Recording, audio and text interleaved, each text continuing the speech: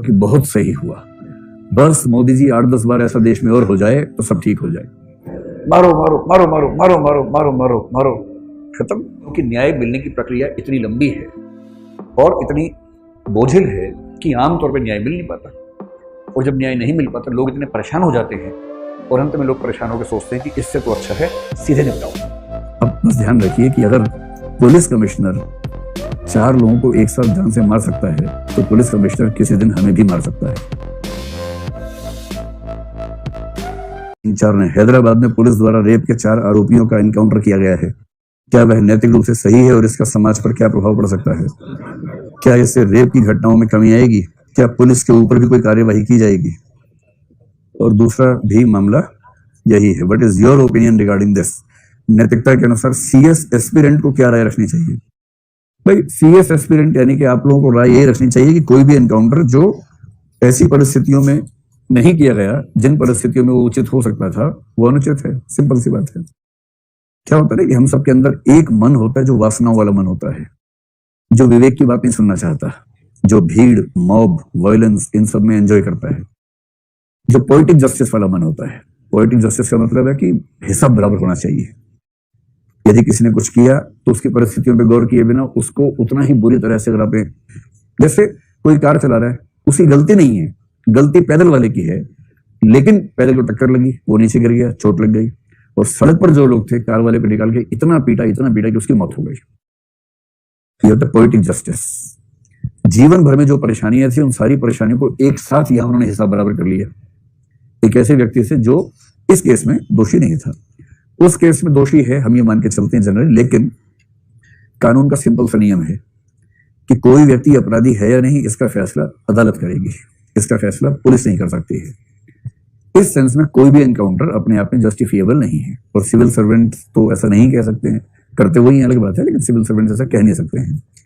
तो ये तो हुई वो बात जो आप इंटरव्यू में या सिविल सर्विस डिस्कशंस में कहेंगे और कहना चाहिए आपको। हो सकता है कि आपके मन का एक हिस्सा जो जंगली हिस्सा है, इड वाला हिस्सा है, उसके मन में आ रहा हो कि बहुत सही हुआ, बस मोदी जी 8-10 बार ऐसा देश में और हो जाए तो सब ठीक हो जाए। इसमें मोदी जी की भूमिका नहीं है, मैं जानता हूँ, ये तो राज्य सरकार की भूमिका है।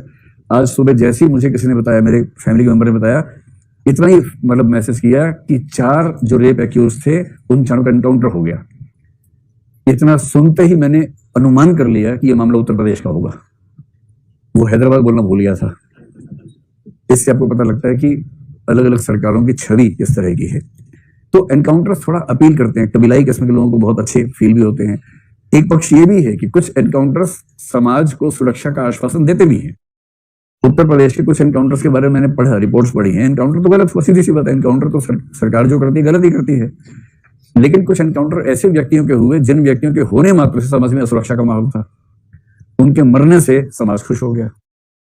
लेकिन ये जो ट्रेंड है, ये ट्रेंड अपने आप में राज्य को उतनी शक्तियां दे रहा है। अब बस ध्यान रखिए कि अगर पुलिस कमिश्नर 4 लोगों को एक साथ जान से मार सकता है तो पुलिस कमिश्नर किसी दिन हमें भी मार सकता है, और जिस दिन वो हमें मारेगा उस दिन भी वो मरने के बाद हमारे हाथ में पिस्तौल रख सकता है। पिस्तौल रखना कौन सी बड़ी बात है किसी के हाथ में, तो बहुत छोटी बात है। और ये बात बहुत भरोसे की नहीं है कि वो 4 लोगों को ले गए होंगे सुबह 3 से 6 बजे के बीच में और भागने लगे होंगे, पुलिस का हथियार छीन लिया होगा, पत्थर फेंके होंगे, गोली ये बहुत भरोसे वाली बात है नहीं। ये सब बातें इसलिए कहते हैं कि कंशाइंस का जो मामला है ना, सोशल कंशाइंस का मामला, क्योंकि पूरे समाज की कंशाइंस ऐसी हो गई थी, उसको मरम्मत करने के लिए पुलिस चीफ ने मेरे ख्याल से सीएम की मौन सहमति या वर्बल सहमति से, जो लिखित में कहीं नहीं मिलेगी, ये फैसला किया होगा।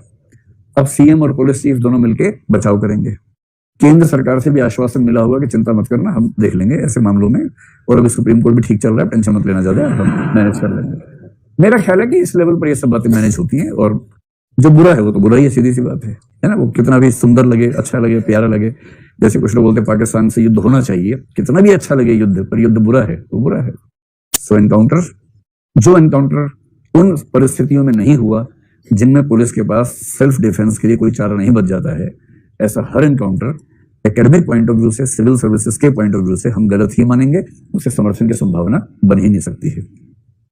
मतलब हो सकता है कि अगर हम वहां पुलिस चीफ होते शायद हमारा दिमाग वैसे काम कर रहा होता, अलग बात है, पर क्योंकि हम यहाँ हैं और हमारा दिमाग एकेडमिक तरीके से काम कर रहा है तो हमारा निष्कर्ष वही रहेगा जो इस मामले में होना चाहिए। और आप में से तो कुछ लोग ऐसे होंगे जिनके मन में आ रहा होगा सही किया, कितने लोगों को लग रहा है सही किया, एकदम सही निपटाया कम वक्तों को, हाँ बहुत बढ़िया सही बात, और कितने लोगों को लग रहा है कि नहीं ये ठीक नहीं हुआ।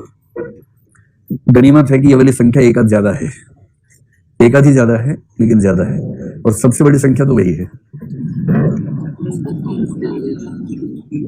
पुलिस ही हिंसा, हिंसा न भक्ति, बाकी लोग इस मूड में चल रहे हैं। चलिए समाप्त करें। जैसे अभी आप देखेंगे एनकाउंटर आजकल ठीक ठाक मात्रा में हो जाते हैं। एनकाउंटर अच्छा है या बुरा है, युवा लोगों से पूछो, बोलते हैं अच्छा तो हो रहा है, तुरंत न्याय मिल रहा है, मजा आ रहा है, खबरें अच्छी आती है, देखने में मजा आता है।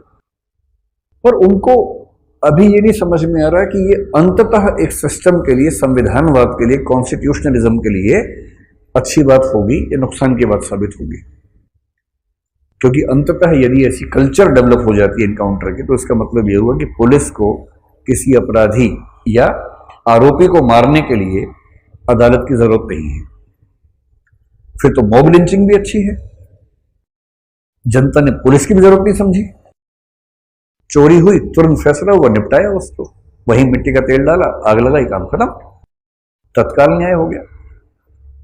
अगर हम तत्काल न्याय के सिद्धांत पे चलेंगे तो कुछ दिन कुछ मूर्ख किस्म के लोग कहेंगे कि मजा आ गया, तुरंत न्याय होता है, देर नहीं होती है।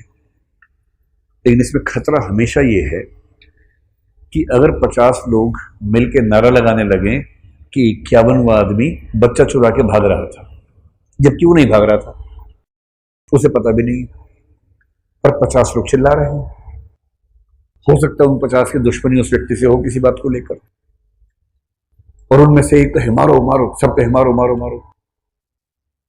आसपास की भीड़ इकट्ठी हो गई, भीड़ को इमोशनल करने के लिए क्या कहना है, बच्चा उठा के भाग गया था, बल्कि छोटी बच्ची उठा के भाग गया था।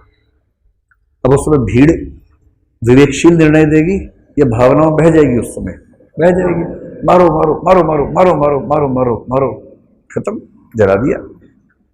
और वो आदमी सोच रहा है हुआ क्या, मैं तो यहां से गुजर रहा था और गुजर गया।